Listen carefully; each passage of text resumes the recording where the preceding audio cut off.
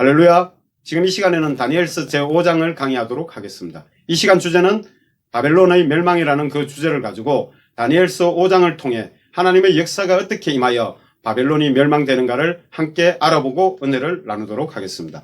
먼저 바벨론의 패망을 보면은 다니엘서 5장 1절에서 4절 내용을 통해 보면은 그 원인이 잘 나타나 있는데, 바벨론의 마지막 왕인 벨사살 왕이 잔치를 베푸는 장면이 1절에서 4절의 내용입니다. 그가 교만하여 그의 귀족 1000명을 위해 연회를 베풀면서 성전의 그릇들을 가지고 술을 마심으로 하나님을 모독하고, 또 술을 마신 후에는 그들의 신들을 찬양하면서 우상 숭배한 것에 대해서 하나님의 진노를 사게 됩니다. 그래서 하나님의 역사가 나타나는 것을 5장에서 볼 수 있는데, 이로써 바벨론의 멸망과 그의 죽음이 임하여진다는 것을 이 5장을 통해서 알 수 있습니다.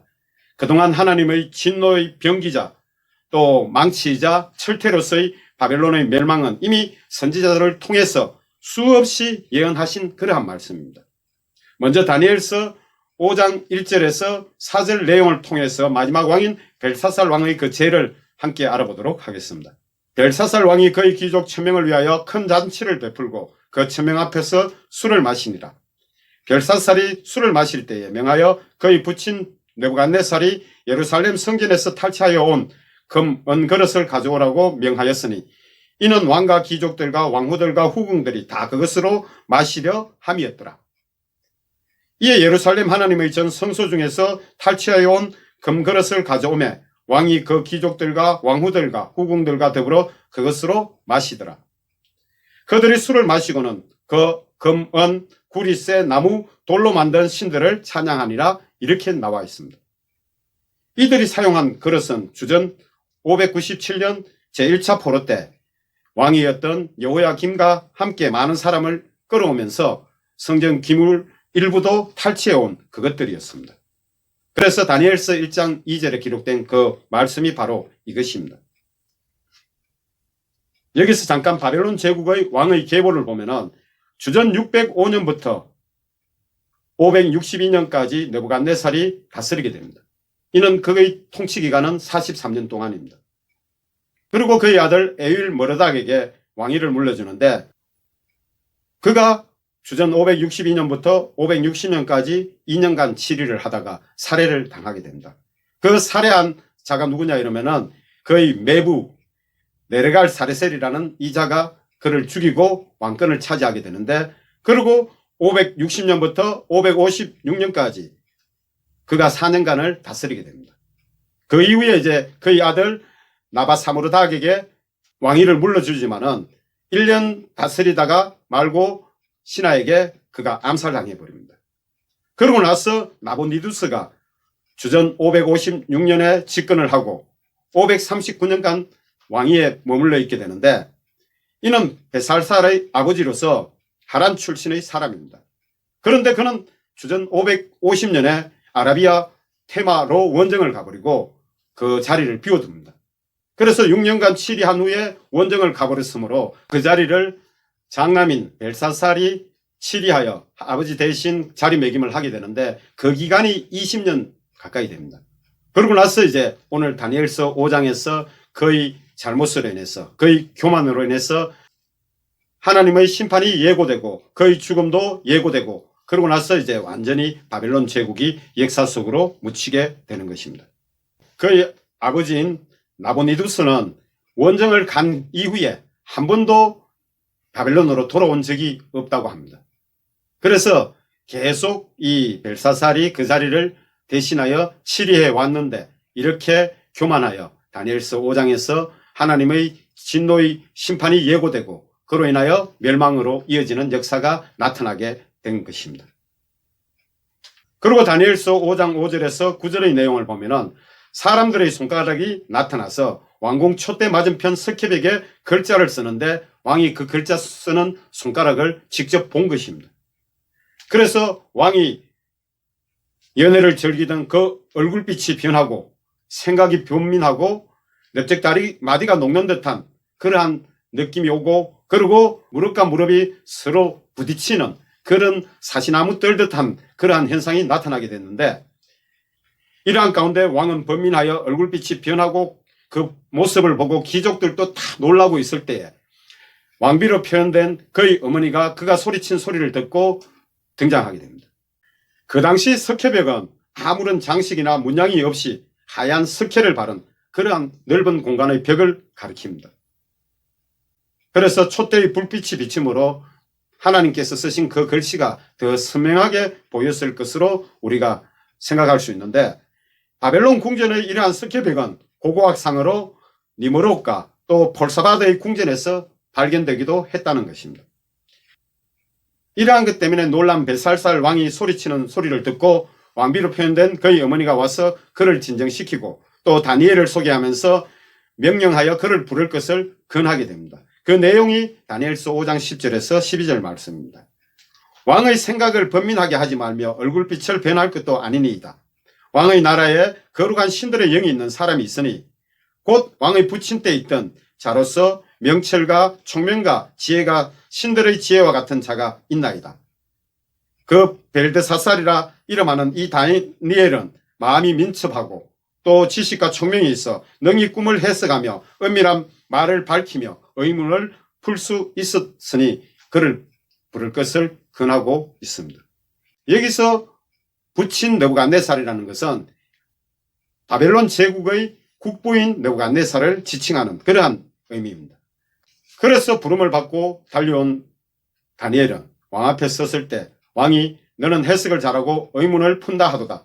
이제 내가 이 글을 읽고 그 해석을 내게 알려주면 내게 자주색 옷을 입히고 금사슬을 내 목에 걸어주어 너를 나라의 셋째 통치자로 삼으리라, 이렇게 말하게 됩니다. 그러자 다니엘이 대답하기를 왕의 예물은 왕이 친히 가지시며 왕의 상급은 다른 사람에게 주소서. 그럴지라도 내가 왕을 위하여 이 글을 읽으며 그 해석을 아뢰리다. 이렇게 말하는 것은 이미 바벨론의 멸망을 직감한 다니엘은 4장에서 있었던 오래전 사건을 전해주게 되는데, 느부갓네살 왕이 교만하여 하나님으로부터 심판을 받고 왕위에 쫓겨났던 사건을 말하면서 벨사살 왕의 잘못을 지적한 후에 석회벽에 쓰인 글자를 해석해 주게 됩니다. 그리고 민수기에서는 성서를 보거나 성전 기물을 만지면은 하나님 백성일지라도 하나님께서 죽인다고 말씀하셨는데, 이 벨사살 왕은 교만하여 하나님 성전 기물을 가지고 오히려 술까지 마시고 하나님 싫어하신 우상까지 찬송을 했으니 하나님의 진노의 심판이 당연히 임하게 됐음을 우리가 알 수 있습니다.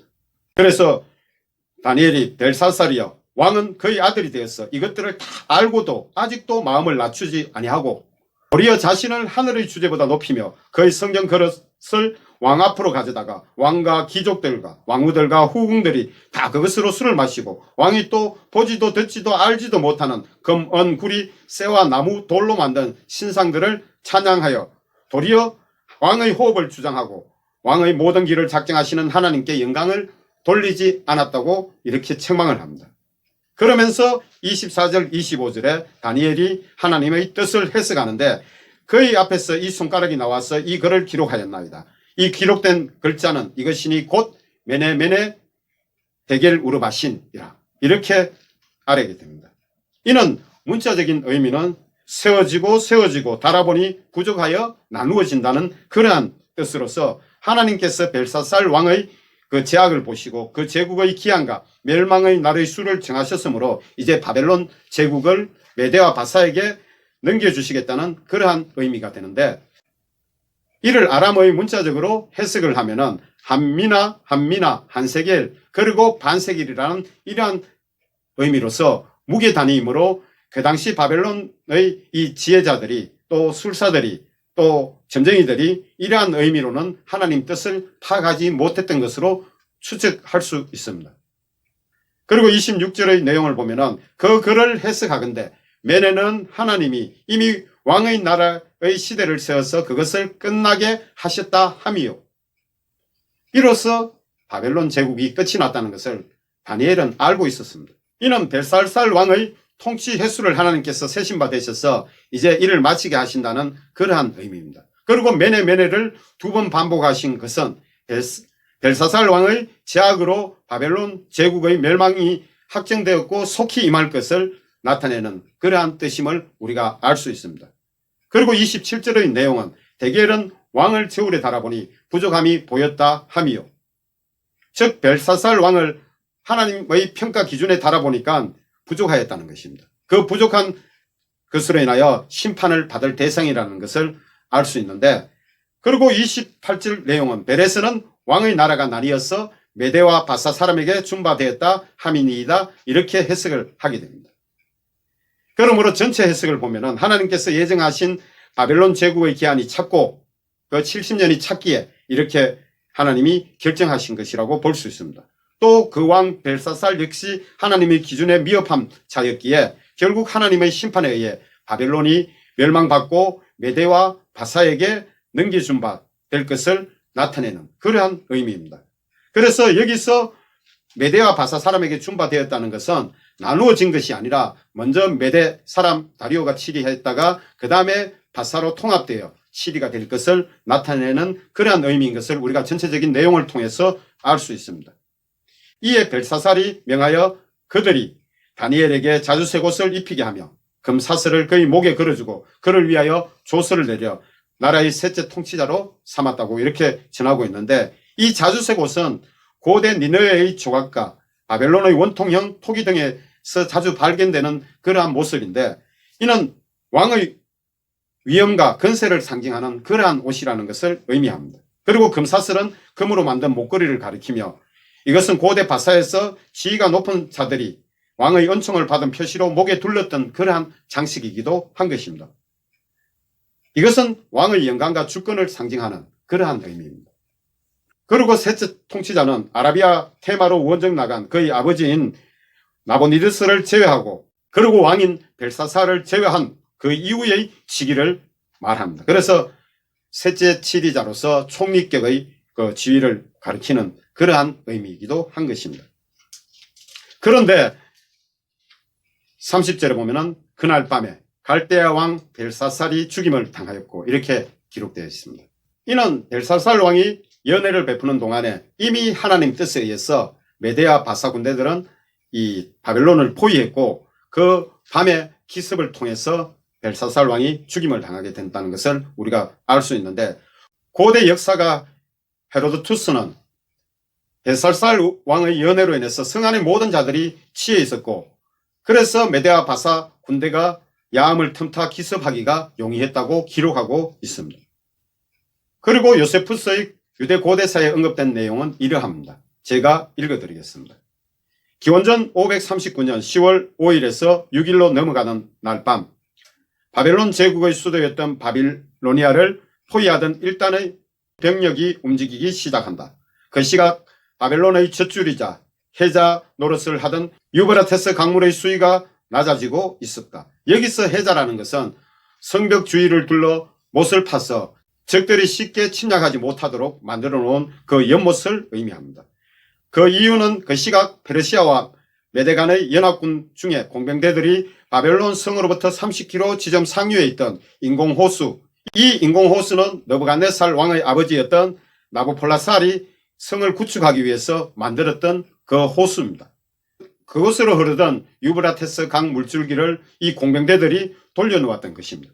그래서 페르시아의 연합군은 바벨론 성에 진입하였으나 그들을 막는 바벨론 병사는 소수에 불과할 뿐이었고 대체적으로 평화로운 행진이었다. 그날 밤 바벨론의 차기 왕이자 당시 바벨론의 왕 나보니드스의 장남이자 대리 섭정자인 마지막 왕 벨사살이 페르시아의 군인의 손에 죽임을 당한다. 이렇게 나와 있습니다. 그리고 6일에서 11일까지 반란 세력을 진압하게 된다. 때는 기원전 539년 10월 11일 페르시아군의 총사령관이자 페르시아의 왕인 키루스 2세 곧 고레스 왕을 가리킵니다. 그가 바벨론 성에 입성한다. 그리고는 자신과 함께 싸웠던 다리우스를 바벨론의 왕으로 임명한다. 이 내용이 로마 제국 당시 유세푸스가 기록한 유대 고대사에 나온 그 내용입니다. 그리고 31절의 내용을 보면은 메대 사람 다리오가 나라를 얻었는데 그때의 다리오는 62세였더라. 이렇게 나와 있습니다. 이 다리오는 그 자체가 고유명사인 사람 이름이 아니라 여러 왕들에 의해서 채택된 왕을 상징하는 통상적인 단어로서 일반 보통 명사로서 정복자라는 의미를 가지고 있습니다. 그래서 보좌의 명칭을 상징하는 그러한 의미를 갖고 있는데, 또 한편으로는 다리오를 아하수에로 왕의 아들이라고 다니엘서 9장 1절에 나타나 있습니다. 그리고 고레스의 외조부는 아스티아게스라고 불리기도 한 아하수에로 왕이었다는 것을 알 수가 있는데, 모든 자료를 종합해 볼 때는 6장의 다리오는 고레스의 외숙부이자 아하수에로 왕의 아들이면서 또한 고레스의 장인이 되는 사람이기도 한데, 그가 시악사레스 2세라는 것을 알 수 있습니다. 그런데 바벨론의 역사는 많은 자료가 소실되어 흔적이 없답니다. 이것은 이제 페르시아 제국으로 넘어가는 그 당시에 많은 사람들이 이를 소멸시켜 버렸기 때문에, 그래서 그 자료를 많이 찾을 수 없기에 다리오 왕에 대한 그 깊은 자료도 지금 깊이 있게 찾지를 못하는 것으로 알고 있습니다. 참고로 바벨론 제국의 영역은 동쪽으로는 엘람과 메데, 남쪽으로는 애국까지 미치고 서쪽으로는 지중해 성까지 포함하여 그 모든 넓은 지역을 통치하는 그러한 제국이었던 것입니다. 이것을 참고로 하며 다니엘서 5장 내용을 전부 마치도록 하겠습니다. 할렐루야.